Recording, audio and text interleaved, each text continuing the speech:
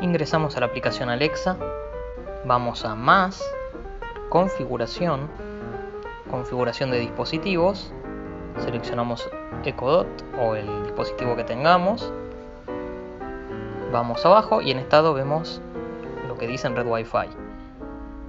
Simplemente cambiamos la red Wi-Fi haciendo lo que nos dice. Mantenemos pulsado el botón de acción en nuestro dispositivo por 15 segundos. Modo de configuración activado. Sigue las instrucciones que aparecen en la app de Alexa. Bueno, así como nos dijo nuestro dispositivo, tenemos que seguir con lo que nos va diciendo la aplicación. Entonces pulsamos continuar.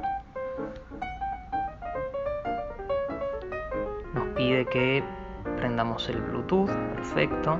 Vamos a prenderlo.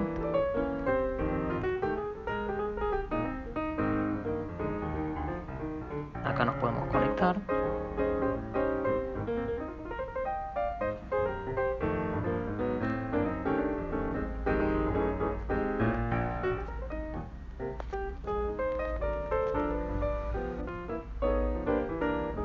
Le damos conectar y finalmente ya está conectado. El Echo está listo.